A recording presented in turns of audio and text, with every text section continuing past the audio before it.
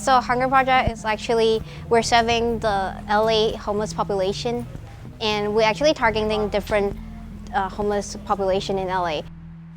So right now we're in PATH Hollywood, and PATH stands for People Assisting the Homeless. So pretty much it's a transitional shelter for people who are in between jobs or can't find a home at the moment.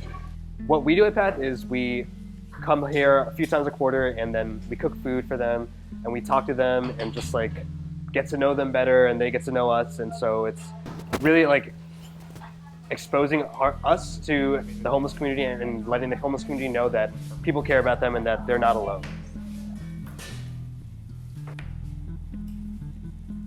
So right now we're gonna make some pasta with meatballs and stir-fry vegetables, and then we also have fruits and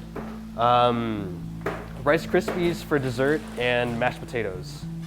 Before, we only have this lunch packing program, and then we just drop it off at one of the sites. But we don't really have interaction to any of the tenant or service recipients. But by talking to them, you'll know their personal story, and you just know like some people, some homeless, they're not really like meant to be homeless. Like some of them actually have PhD degrees before, but it's just some kind of unfortunate, so they end up being here. But then they also teach you like the kind of show you a lesson.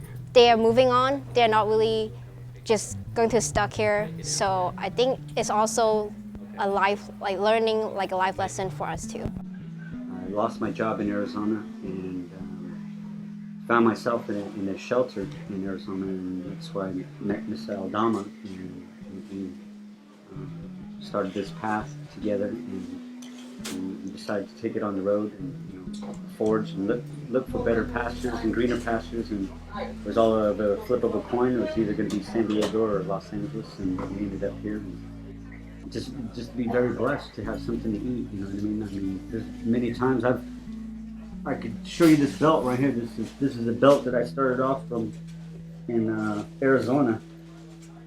I was up to about right here, and you can see how many holes I've gotten down to. Now I'm starting on this one, so that's how much weight I've lost just from not, proper nutrition and, just stressing on the streets and something else. I mean, just to go to show, that being on the streets isn't a happy lifestyle. It gives them like a sense, for me, I think it's like, a sense of what a home life is. Because, the food that they get basically is on a daily brief, they get the same food. But when the volunteers come in, people who don't know them, they come in and feed them a hot meal. It's a sense of love. Someone cares, someone shares. You know what I'm saying? They're very excited when the volunteers come in because they get a chance to, maybe get treated like just a regular human being. Because you're in a shelter, does that mean that you should be treated less than? I don't think so.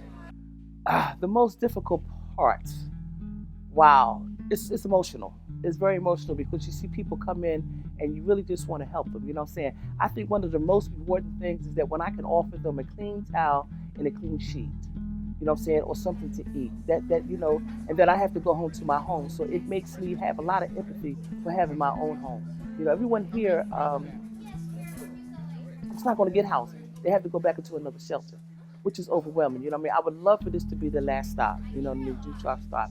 So I think the most difficult thing is that when their 90 days is up and we don't have a Section 8 voucher for them, that we have to send them into another shelter, or if they have any money, into a studio or a room, if they can afford it.